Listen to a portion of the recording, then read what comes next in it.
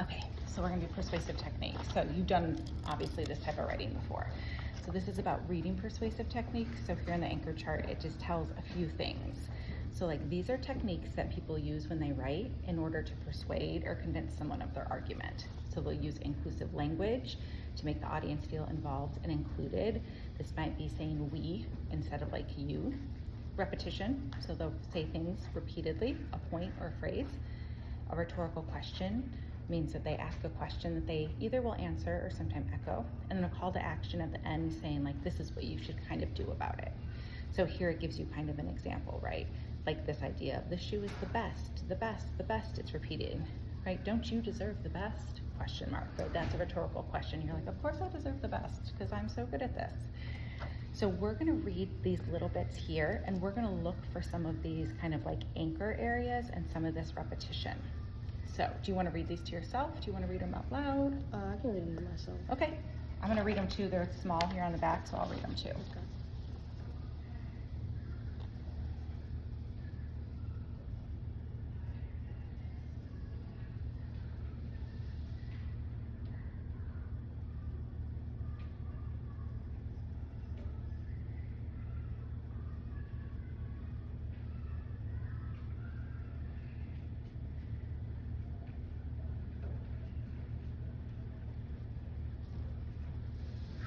Let me know when you're done with just the first one and we'll pause. Oh, okay, I'm done. Okay, so we're gonna look at these things. So we're gonna kind of circle. Do you see any inclusive language that they use where they're trying to call people together or saying that like we're similar? Says my friends. Yep, go ahead and give it a circle. Yep.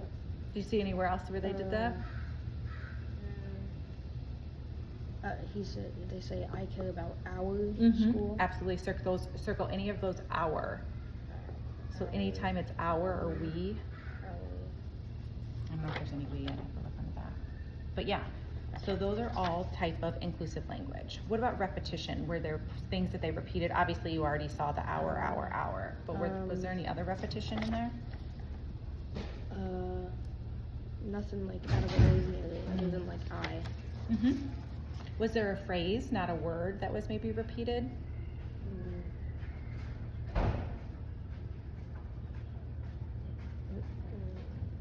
So sometimes you'll see it in the beginning of the sentence, like here, I know you want someone, I know you want someone, I know you want, and sometimes it's harder to like read it than you hear it, especially with a speech. What about any questions? Do they use those rhetorical question marks anywhere? Right here. Yep, there's a couple there, and oftentimes you'll see that at the end. And then a call to action too. Did you see anything that they wanted like you to do as the audience?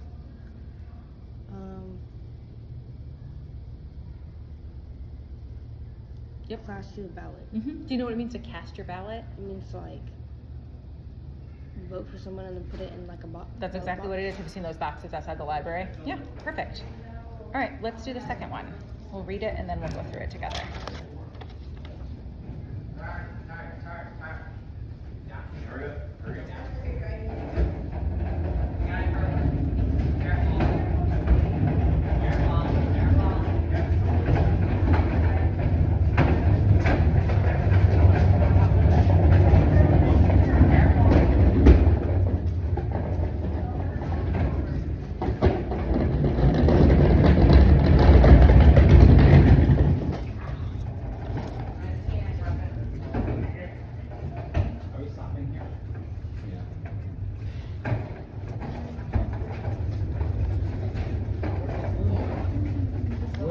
Are you ready?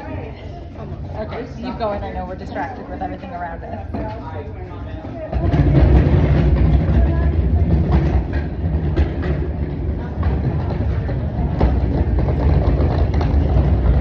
Okay, so let's look for these things again. Did you see anything kind of pop out to you?